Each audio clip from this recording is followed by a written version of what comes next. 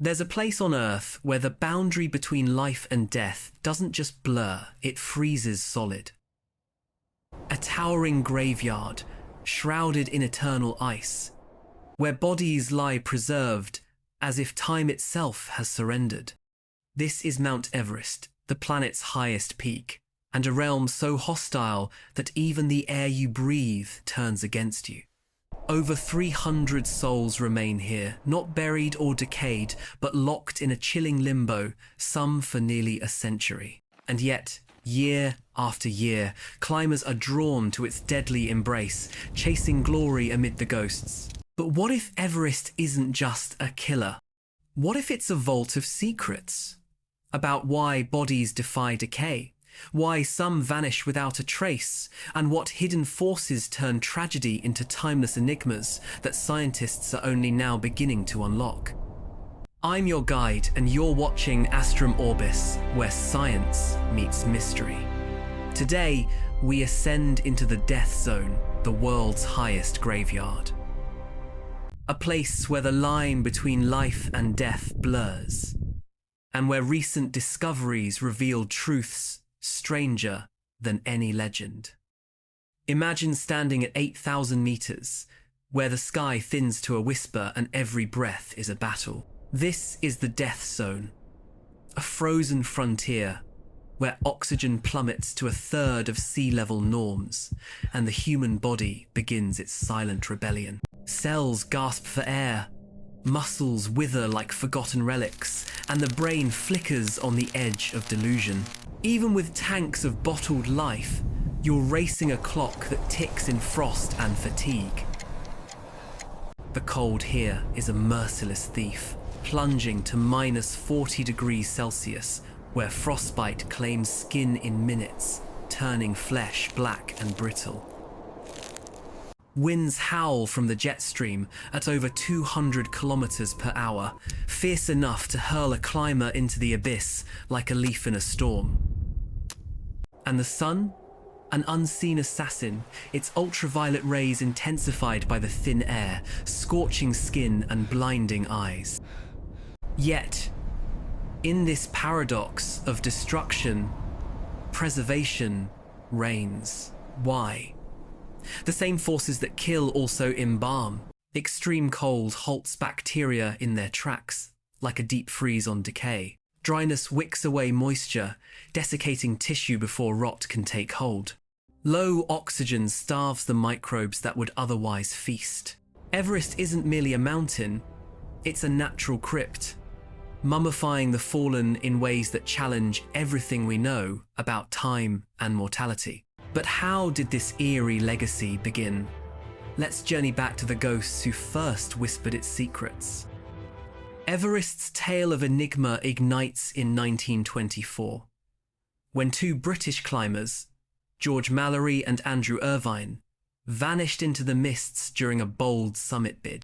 For 75 years, their fate hung like a shadow over the mountain, a riddle unsolved, a legend born. Then, in 1999, Mallory's body emerged from the ice, astonishingly intact. His clothing clung like it was woven yesterday, his features sharp and preserved. Even a tender note from his wife, tucked away, survived the decades. But one detail deepened the puzzle. His snow goggles rested in his pocket, hinting he met his end in darkness. Did they conquer the peak nearly 3 decades before Hillary and Tenzing? The mountain guards its secrets, teasing us with clues frozen in time. Even more baffling was his gear. Fabric that should have crumbled to dust remained taut and strong. Metal showed scarcely a scar of corrosion. It was as if Everest had pressed pause on the very laws of decay, suspending the past in an icy embrace.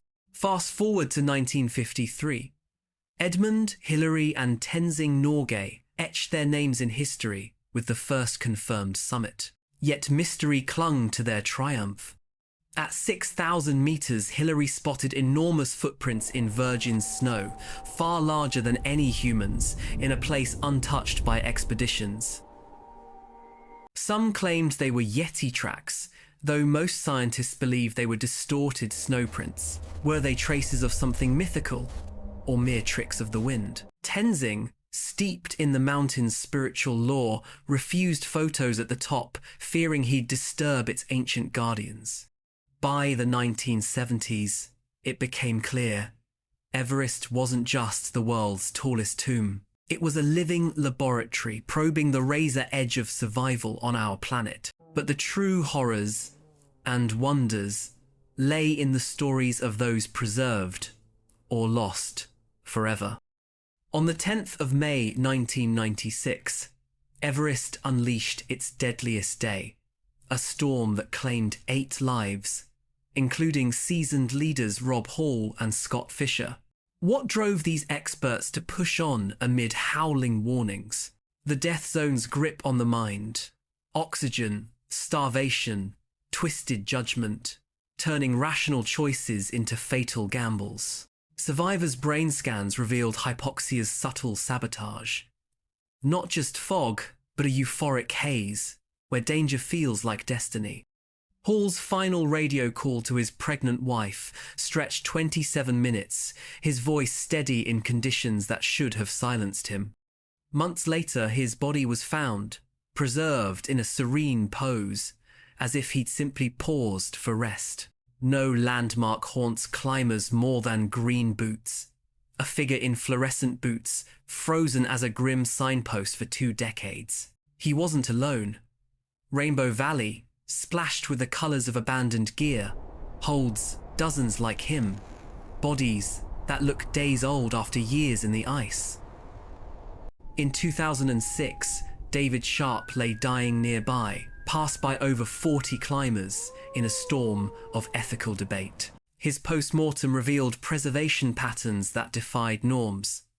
External features pristine, while internals whispered of hidden processes.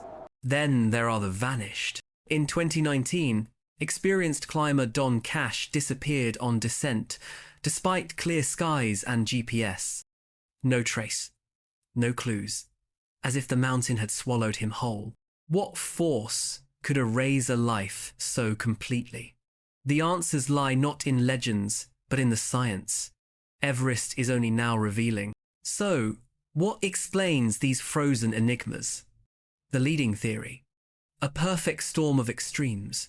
Cold that freezes bacteria, dryness that mummifies, UV rays that sterilize, and winds carving atmospheric rivers capable of sweeping bodies away. It's a natural embalming chamber, slowing decay by 95%. But anomalies persist. Bodies at lower altitudes sometimes preserve better, pointing to microclimates. Hidden pockets where conditions amplify like echoes in a crevasse. Altitude's toll adds layers. Haze swells the brain with fluid, HAPE floods the lungs, both killers within hours.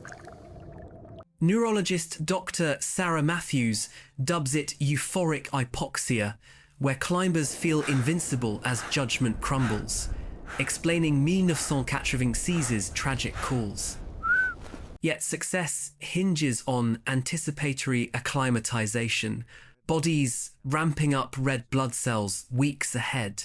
In 2025 studies, scientists are now linking these to genetic breakthroughs. Genetic edges shine in Sherpas, whose high-altitude adaptations make Everest not a foe, but a homeland.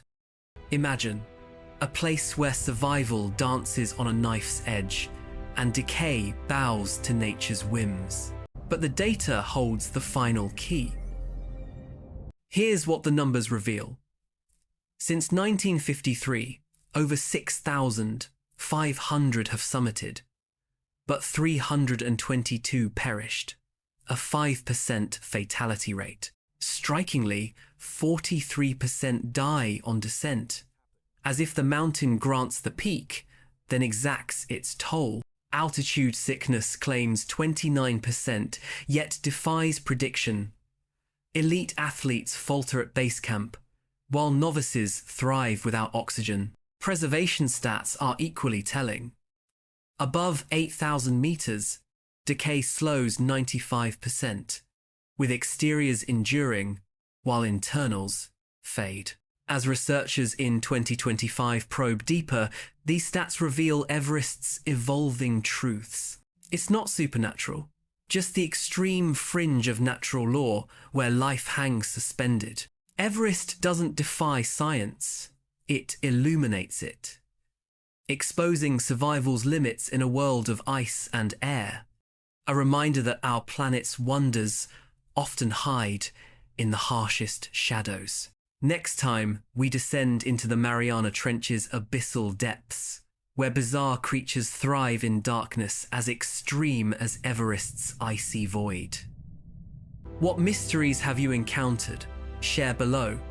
And if this ascent intrigued you, subscribe for more. This is Astrum Orbis. Our exploration of Earth's hidden wonders has only begun.